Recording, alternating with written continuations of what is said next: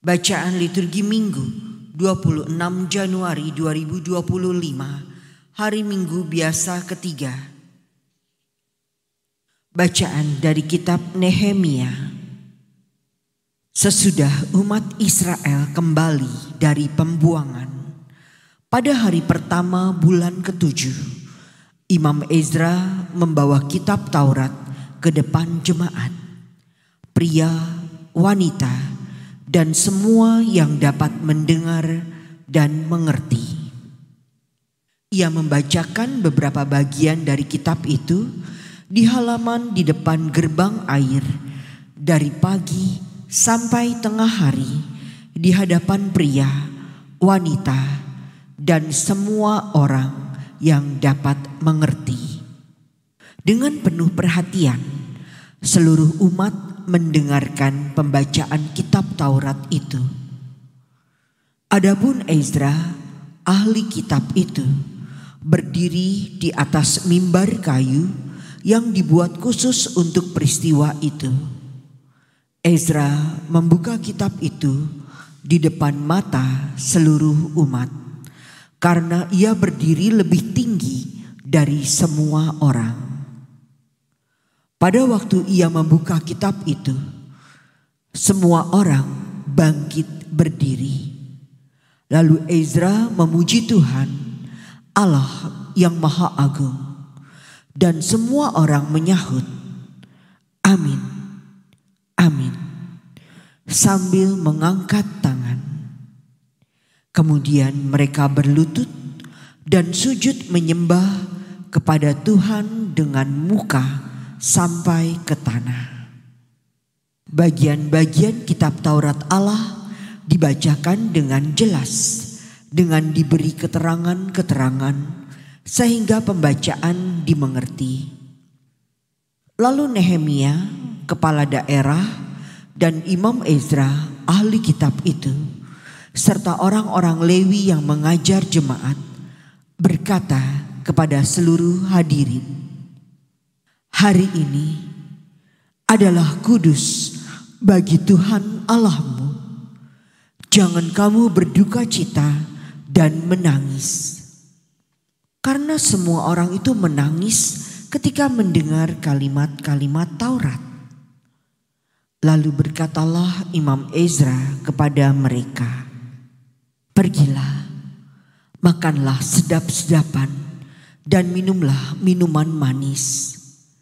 Dan berikanlah sebagian kepada mereka yang tidak sedia apa-apa. Sebab hari ini kudus bagi Tuhan kita. Jangan bersusah hati, sebab sukacita karena Tuhanlah perlindunganmu." Demikianlah sabda Tuhan. Syukur kepada Allah.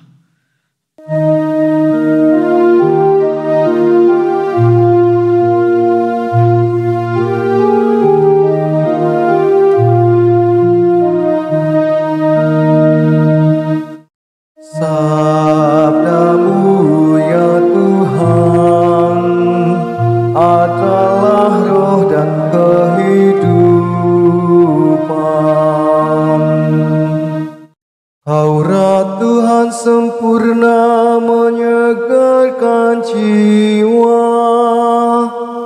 Peraturan Tuhan itu teguh, memberikan hikmat kepada orang bersahaja. Sabdamu ya Tuhan adalah roh dan kehidupan. Titah Tuhan itu tepat, menyukakan hati. Perintah Tuhan itu murni, membuat mata berseri. Sabdamu ya Tuhan adalah roh dan kehidupan. Takut akan Tuhan itu suci, tetap untuk selama-lamanya. Hukum-hukum Tuhan itu benar, adil selalu. Sabda-Mu ya Tuhan adalah roh dan kehidupan. Mudah-mudahan engkau sudi mendengarkan ucapan mulutku dan berkenan akan renungan hatiku. Ya Tuhan, gunung batu dan penebusku. Sabda-Mu ya Tuhan adalah roh dan kehidupan.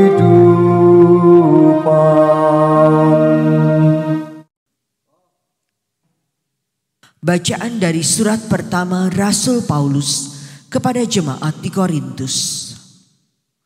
Saudara-saudara, seperti halnya tubuh itu satu dan anggotanya banyak, dan semua anggota itu sekalipun banyak merupakan satu tubuh saja. Demikian pula Kristus.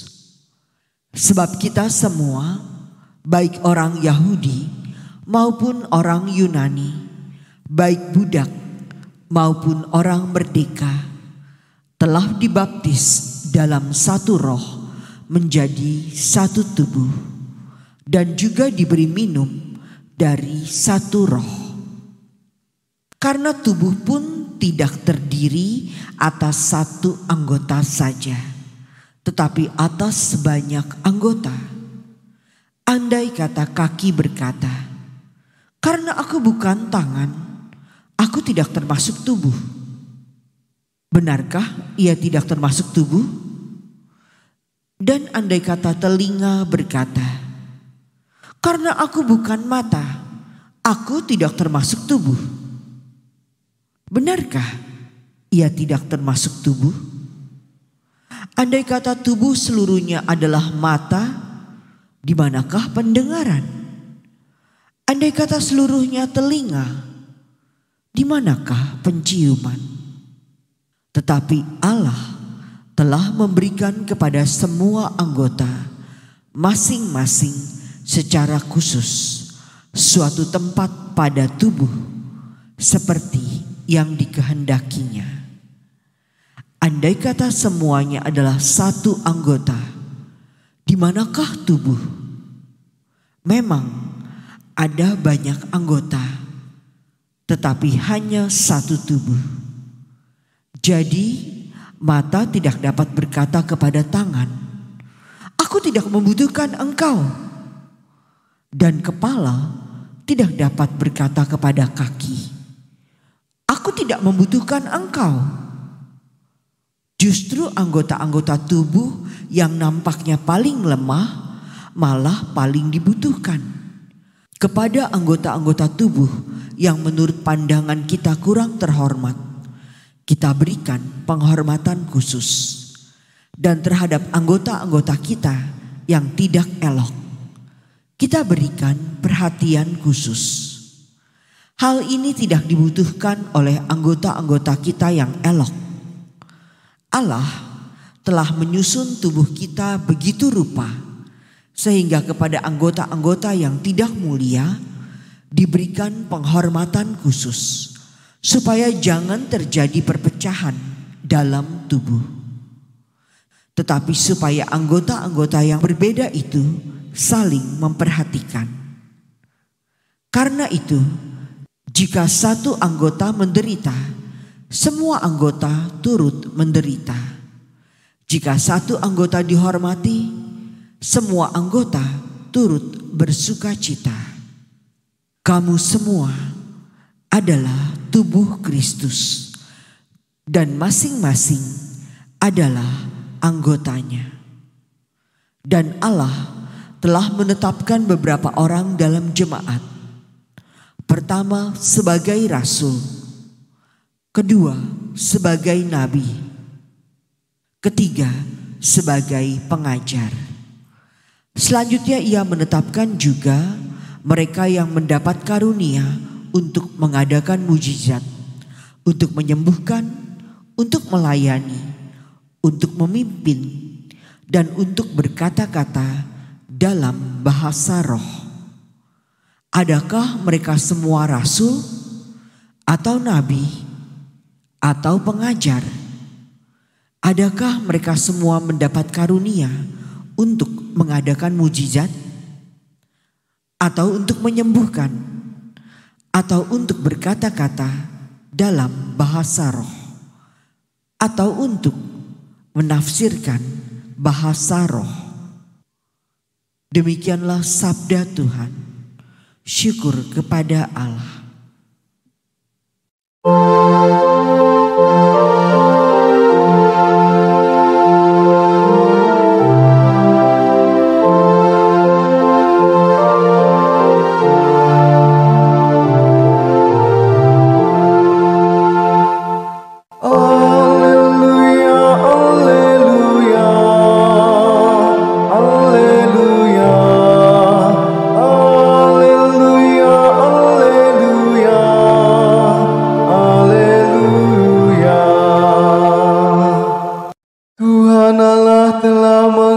Aku untuk menyampaikan kabar baik kepada semua orang miskin dan memberitakan pembebasan kepada orang-orang tawanan. Haleluya, haleluya, haleluya.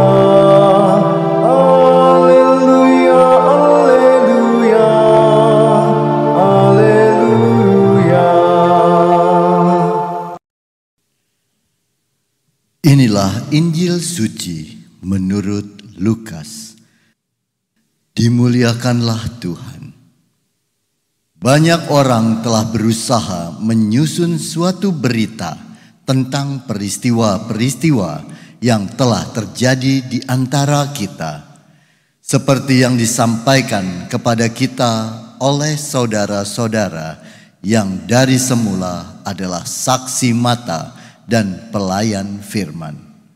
Karena itu, setelah menyelidiki segala peristiwa itu dengan seksama dari awal mulanya, aku mengambil keputusan untuk membukukannya dengan teratur bagimu. Dengan demikian, engkau dapat mengetahui bahwa segala sesuatu yang diajarkan kepadamu sungguh benar. Sesudah dicobai iblis di padang gurun, dalam kuasa roh kembalilah Yesus ke Galilea, dan tersiarlah kabar tentang dia di seluruh daerah itu. Selama di situ, ia mengajar di rumah-rumah ibadat, dan semua orang memuji dia. Lalu Yesus datang ke Nazaret, tempat ia dibesarkan. Dan menurut kebiasaannya, pada hari Sabat ia masuk ke rumah ibadat, lalu berdiri hendak membaca dari Alkitab. Kepadanya diberikan kitab Nabi Yesaya, dan setelah membukanya, ia menemukan nas di mana ada tertulis, Roh Tuhan ada padaku, oleh sebab ia telah mengurapi aku untuk menyampaikan kabar baik kepada orang-orang miskin, dan ia telah mengutus aku untuk memberitakan pembebasan kepada orang-orang tawanan dan penglihatan bagi orang-orang buta, untuk membebaskan orang-orang yang tertindas, untuk memberitakan bahwa tahun rahmat Tuhan telah datang. Kemudian Yesus menutup kitab itu, mengembalikannya kepada pejabat, lalu duduk.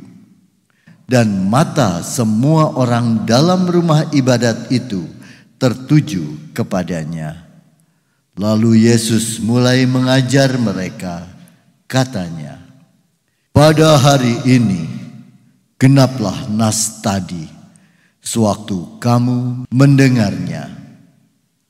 Demikianlah sabda Tuhan. Terpujilah Kristus.